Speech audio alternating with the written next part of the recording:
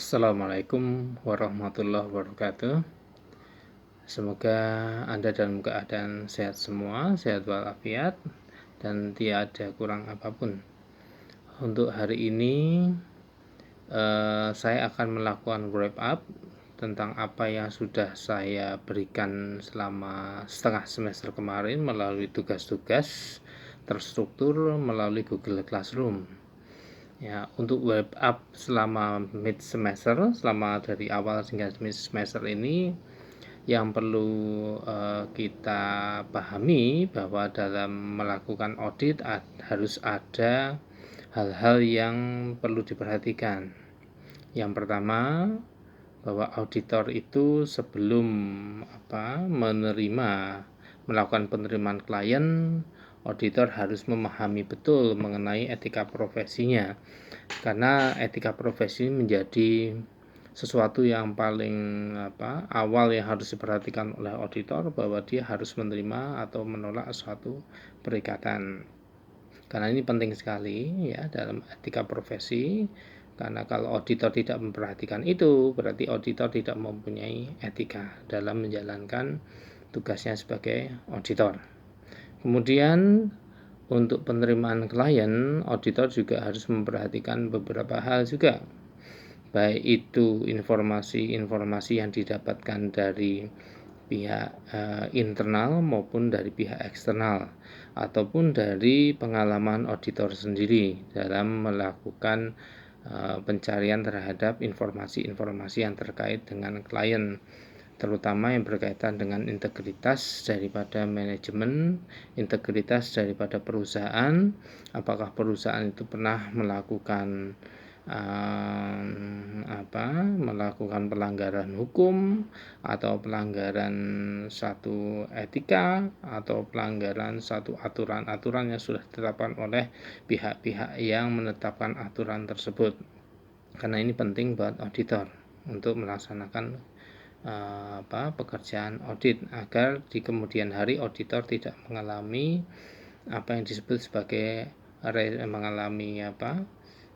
menghadapi apa yang disebut sebagai resiko reputasi, karena nama baik auditor ini harus dijaga ya. Kemudian dari konsep auditor yang harus kita pahami dalam melakukan audit ini, ibaratkan bahwa sesuatu yang diaudit ini adalah manusia seperti kita juga ya, bahwa sebelum kita mengaudit ke jantungnya, melakukan jantungnya, katakanlah ini satu gambar, orang ini adalah gambar ya, dalam satu kotak ini ada gambar, jantungnya itu ada di tengah. Sebelum Anda menembak ke jantungnya, ke hatinya, yaitu dengan melakukan yang namanya substantif test yang Anda sudah pelajari sebelumnya di akhir sebelum semester ini, Anda harus mengenal lingkungan yang ada di luar di luar manusianya itu sendiri ya. Oleh karena itu sebelum masuk melakukan tes terhadap laporan keuangan, maka lingkungan daripada pengendalian perusahaan pun itu harus dilakukan assessment atau dilakukan penilaian, yaitu dengan melakukan penilaian terhadap internal control system.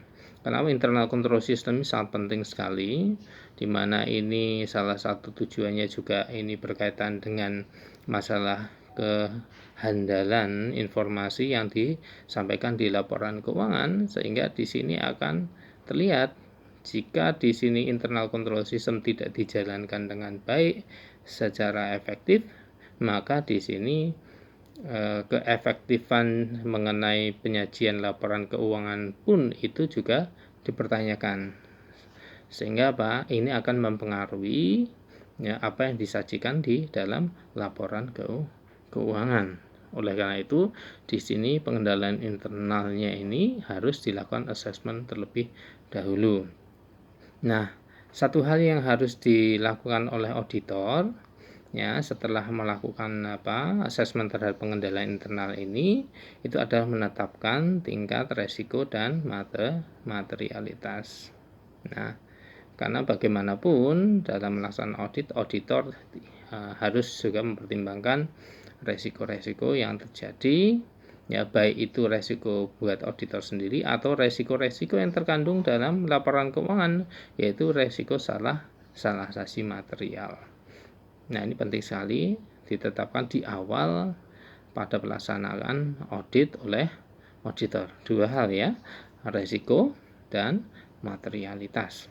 Dengan menetapkan resiko dan materialitas ini nanti kita akan bisa proceed ke pengujian selanjutnya, yaitu pengujian di substantif ya.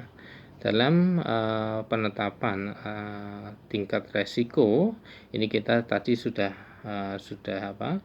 menilai ya internal control system, maka resiko yang terkait dengan audit yang sudah kita nilai adalah resiko pengendalian. Kita melihat resiko pengendalian dari kualitas internal control system, dan di kualitas internal control system itu yang kita lihat juga dua, bukan cuma desainnya saja, bukan cuma dari desain internal controlnya saja, tetapi juga dari kualitas pelaksanaan dari internal control system ini. Kita tahu bahwa suatu sistem itu tergantung bukan hanya pada kualitas sistemnya, tapi juga pada kualitas orang yang melaksanakan sistem tersebut agar suatu tujuan organisasi itu bisa tercapai. Ya, jadi setelah internal control di-assess, dinilai, ya baik itu desain maupun operasionalnya, baru nanti akan kelihatan resiko pengendalian. Jika kualitas pengendalian internalnya termasuk juga pelaksanaan dari pengendalian internal yang dilakukan oleh semua anggota organisasi tidak baik hasilnya, maka resiko pengendalian pun akan meningkat. Jika resiko pengendalian meningkat, berarti di sana kemungkinan salah saji material pun juga akan meningkat. Ya.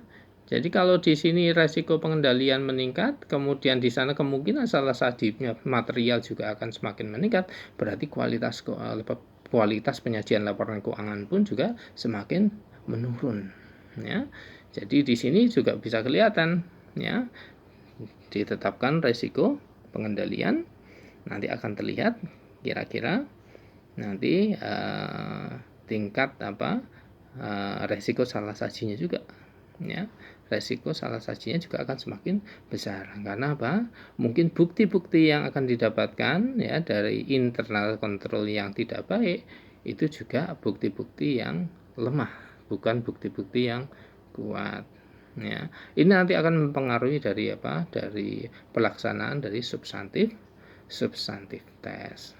Ya, semakin kita melihat, kalau kita melihat resiko pengendalian itu semakin tinggi, ya justru kita juga harus mendapatkan bukti-bukti juga yang semakin banyak juga, ya, karena itu menyangkut resiko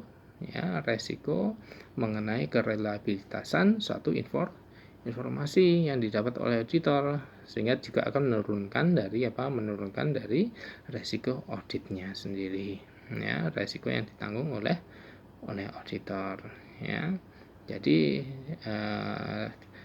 pembahasan kita waktu sebelum meet itu berakhir sampai dengan pada tahap penetapan resiko pengendalian yang nanti berujung pada perencanaan dalam substantif test atau perencanaan dalam menjalankan